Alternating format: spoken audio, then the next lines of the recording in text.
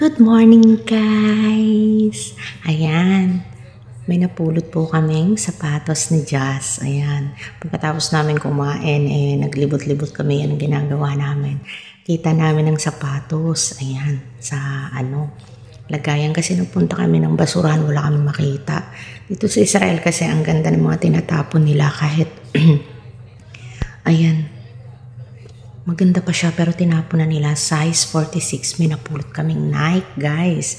Ayan, titingnan natin. Gagawan ko ng paraan para maging mukhang bago ulit. Wala siyang sira, guys. As in, madumi lang talaga siya. Ayan. Mga Israeli hindi naglalaban ng sapatos yan. So, pag feeling nila madumi na, itatapon na nila. So, kahit walang sira, eto, lalaban po natin ngayon. Suot po ako ng gloves. Ayan. Suot tayo ng gear ng ating panglinis. Ayan.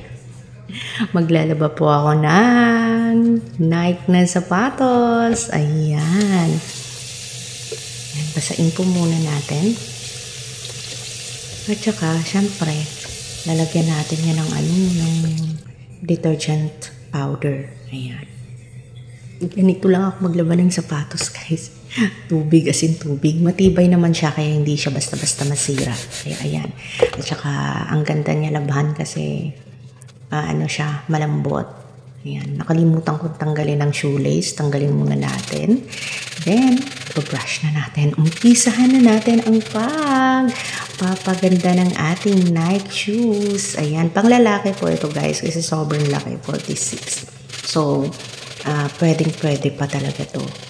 Pinas, o diba? Ilalagay sa box. Ganyan ng mga abroad. Ayan, hanggat sa kung pwede lang na hindi bibili, pwedeng pumulot, o diba?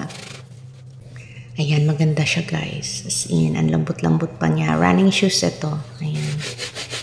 Ayan, nakikita na natin ang kagandahan ng sapatos. Pumuputi na siya, parang mukha na siyang bago. Ayan, habang kinukuskus ko yan, naiisip ko, talaga, hindi naman talaga kailangan bumili ng brand new, o diba? Kasi mukhang brand new na itong napulot ko. O diba, guys? Kaya kayo, umikot-ikot kayo. Kasi dito sa place ko, marami akong napulot na. May mga speaker na akong napulot. Ayan, may induction na rin akong napulot. Mayroon na rin akong Advent yung pang sterilizer.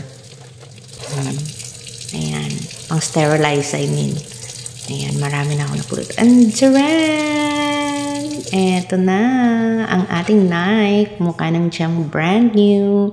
O, diba? Ayan na siya. Patutuyuin na natin ito, guys. At let's see sa next video ko kung anong itsura ng ating shoes. Bye guys! Thank you for watching!